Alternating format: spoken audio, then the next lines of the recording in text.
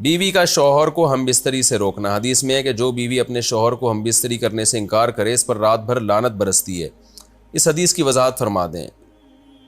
نیز اگر شوہر، یہ تھوڑا حیا کے خلاف مسئلہ ہے، شوہر کوئی ایسا طریقہ استعمال کرتا ہے نا ہم بستری کا جس سے اولاد نہیں ہوتی، تو کیا بیوی کو اسے منع کرنا چاہیے یا نہیں کرنا چاہیے؟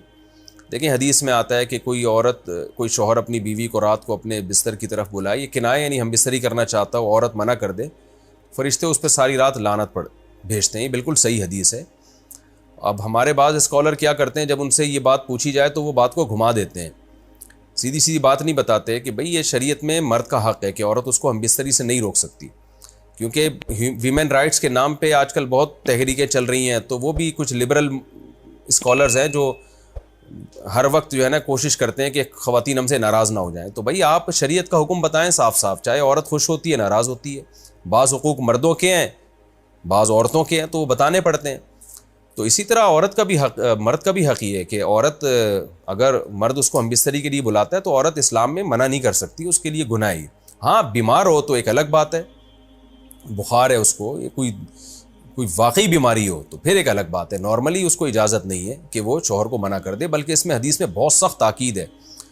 آپ صلی اللہ علیہ وسلم کی ایک حدیث میں یہاں تک فرمایا کہ عورت اگر یعنی چولہے پہ ہو، روٹی پکا رہی ہو، اس طرح کی حدیث کا مفہوم ہے، یعنی بہت بزی بھی ہو تو بھی اس کو اپنے کام کو چھوڑ کر شوہر کی خواہش کو پورا کرنا پڑے گا، اور یہ نیچر کے بھی مطابق ہے، کیونکہ مرد میں جب یہ سیکس کی خواہش پیدا ہوتی ہے اور اس کو کچلا جائے تو مرد بہت زیادہ ڈسٹرب ہوتا ہے۔ خواتین اس میں اپنے آپ کو مردوں جیسا سمجھتی ہیں، وہ سمجھتی ہیں ہمارا اس میں وہی حق ہے جو مرد کا حق ہے۔ بھائی اللہ نے دونوں کی ڈیزائرز میں زمین آسمان کا فرق رکھا ہے، تو مرد کو بہت زیادہ نقصان ہوتا ہے اس سے، وہ بہت زیادہ مینٹلی ڈسٹرب ہوتا ہے اس سے، کیونکہ اللہ نے یہ ڈیزائرز عورت کی نسبت مرد میں بہت زیادہ رکھی ہیں، تھوڑی زیادہ نہیں بہت زیادہ رکھی ہیں، تو میڈیکلی یہ بات ثابت ہو چکی ہے۔ تو دوسرا ایک تو مینٹلی بہت زیادہ ڈسٹرب ہوتا ہے وہ، دوسری بات یہ کہ پھر اس کے گناہ کی طرف توجہ جائے گی، وہ حرام کاموں کی طرف جائے گا، تو اس لیے عورت کو اس بارے میں مرد کا ساتھ دینا چاہیے۔ یہاں فوراً بعض خواتین یہ سوال پوچھتی ہیں کہ اچھا اگر عورت کے دل میں خواہش ہو اور مرد وہ خواہش پوری نہ کرے تو کیا مرد پہ بھی لعنت ہوتی ہے؟ تو اس کا سیدھا جواب یہ ہے کہ نہیں، مرد پہ لعنت نہیں ہوتی۔ اس کی وجہ یہ ہے، دو اور دو چار کی طرح میں صاف بات کروں گا۔ وجہ اس کی یہ ہے کہ عورت کے لیے مرد کی اس خواہش کو پورا کرنے میں عورت کی کوئی انرجی نہیں استعمال ہو رہی، جبکہ اگر مرد کا موڈ نہ ہو اور عورت کا موڈ ہو تو پھر مرد اپنے آپ کو پریپیئر نہیں کر سکتا، اس کے لیے بہت تکلف کرنا پڑے گا اس کو۔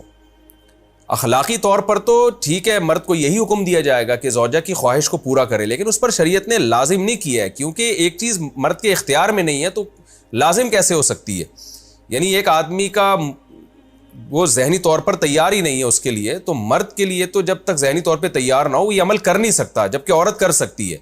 تو انرجی جو استعمال ہوتی ہے نا اس میں بہت زیادہ، وہ تو مرد کی انرجی یوز ہوتی ہے، تو شریعت اس کو کیسے پابند بنا سکتی ہے کہ اس کے ذہنی طور پر وہ مینٹلی تیار سے یعنی ایک عمل کر سکتا ہے؟ تو یہ ظلم ہوتا ہے اس کے اوپر کہ وہ مینٹلی تیار نہیں ہے اور اس کو شریعت کہے کہ اگر بیوی آپ سے مطالبہ کر رہی ہے اور آپ مطالبہ پورا نہیں کرو گے تو آپ پر لعنت ہوگی، تو وہ اس لعنت سے بچنے کے لیے اپنے آپ کو مینٹلی کیسے تیار کرے گا؟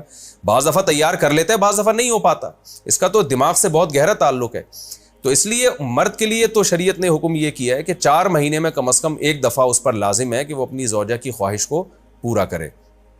اور ویسے جب زوجہ میں خواہش ہو تو اخلاقی طور پر مرد کی ذمہ داری ہے کہ وہ اپنی زوجہ کی خواہش کو پورا کرے، لیکن شریعت نے اس پہ واجب نہیں قرار دیا، کیونکہ یہ اس کے اختیار سے اوپر کی چیز ہو جائے گی۔ باقی عورت کے لیے اختیار ہے اس کو، ہاں بیمار ہے یا مینسز ہیں وہ تو پھر تو ایک ویسے ہی مینسز میں ہم بستری جائز نہیں ہے۔ باقی رہا یہ مسئلہ کہ خواتین پھر یہ کہتی ہیں کہ اسلام نے تو پھر مردوں کو بہت زیادہ حقوق دے دیے، تو ایسا نہیں ہے۔ اگر یہ حق اسلام نے مرد کو دیا ہے تو بہت سارے حقوق عورت کو بھی تو دیے ہیں نا، بہت سارے عورت کو بھی تو حقوق دیے ہیں کہ جو خود پہنتے ہو، جیسا معیاری لباس خود پہنتے ہو اپنی بیوی کو بھی ویسا ہی معیاری لباس پہناؤ، جیسا معیاری کھانا خود کھاتے ہو حدیث میں آتا ہے ویسا معیاری کھانا بیوی کو بھی کھلاؤ، تو یہ بھی تو عورت کو بھی تو حقوق دیے ہیں۔ ہماری خواتین جس ویسٹرن کلچر کو فالو کر رہی ہیں اس کلچر میں تو یہ ہے کہ عورت شوہر کو ہم بستری سے روک سکتی ہے، شوہر بیوی کو بھی روک سکتا ہے، یعنی شوہر بھی منع کر سکتا ہے، عورت بھی منع کر سکتی ہے، وہاں دونوں کے حقوق سیم ہیں، لیکن پھر وہ اتنے سیم ہیں کہ پھر وہاں مرد کے ذمے عورت کے ذمے یعنی مرد کے ذمے عورت کا نان نفقہ بھی نہیں ہے۔ تو پھر گیس بجلی کے بل بھی عورت یعنی مرد کے ذمے نہیں ہے. تو پھر خواتین سے لینا ہے نا ویسٹرن کلچر کو, تو پھر پورا لینا وہاں سے. تو پھر شوہر کیوں گیس بجلی کا بل جمع کرا رہا ہے, بچوں کی اسکول کی فیسیں شوہر کیوں دے رہا ہے, شوہر نان نفقہ کیوں دے رہا ہے؟ تو جب اسلام نے کچھ حقوق عورت کو دیے ہیں تو کچھ شوہر کو بھی دیے ہیں, تو اسی طرح سے بیلنس ہماری سوسائٹی میں قائم ہوگا. تو اس لیے خواتین کو یہ نہیں کرنا چاہیے, کیونکہ بہت سی ایسی شکایتیں آتی ہیں جس میں مرد بہت زیادہ ڈسٹرب ہوتا ہے, پھر وہ ان کی لڑائیاں ہوتی ہیں, طلاقیں ہوتی ہیں. عورت اس کو نارمل لے رہی ہوتی ہے, مرد کے دماغ پہ شہوت کا ایک جنون چڑھا ہوا ہوتا ہے, جب بیوی اس کو منع کرتی ہے وہ بہت زیادہ مینٹلی ڈسٹرب ہوتا ہے, اور پھر وہ مار دھاڑ تک نوبت بھی آتی ہے, پھر وہ طلاقوں تک نوبت بھی آتی ہے. تو یہ بہت غلط چیز ہے. ہمارے نبی صلی اللہ علیہ وسلم نے جب عورت کو حکم دیا ہے کہ مرد کی خواہش کو, اپنے شوہر کی خواہش کو پورا کرے, تو اسی میں خیر ہے. عورت کو چاہیے اس وقت چاہے دل نہ بھی چاہ رہا ہو, اپنے شوہر کی اس خواہش کو پورا کر دیا کریں. اس کے وقتی طور پر تو آپ کو نقصانات نظر آئیں گے, لیکن لانگ ٹرم میں اس کے فائدے ہیں, اس سے گھر میں فائدے حاصل ہوں گے, اور اسلام کی مان کے چلنے میں ہی عورت کے لیے خیر ہے. رہا یہ مسئلہ کہ شوہر اگر کوئی ایسا طریقہ اختیار کرتا ہے ہم بستری کا جس میں وہ اولاد کو روکتا ہے, تو اس میں یہ ضروری ہے کہ بیوی کی پرمیشن ہو. وہ عورت کی پرمیشن کے بغیر یہ کام نہیں کر سکتا. تو کیونکہ اولاد دونوں کا حق ہے, اولاد کو روکنے کے لیے دونوں کی پرمیشن ہوگی تو اولاد روکی جا سکتی ہے. اگر دونوں میں سے ایک کی بھی پرمیشن نہیں ہے تو پھر اولاد روک نہیں سکتے. ان کی یادگار اپنے پاس رکھنا. کیا ہم اپنے مرحوم والدین کا کوئی سامان جو وہ استعمال کرتے تھے اپنے پاس محبت کے طور پہ رکھ سکتے ہیں, یا اس کا کو کسی غریب کو صدقہ کرنا لازم ہے؟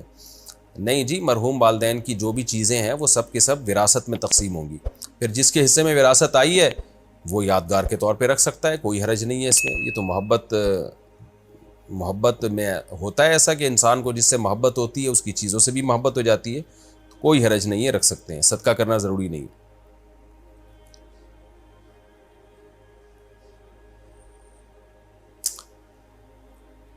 دوسری شادی کو مینشن کرنا لازم ہے.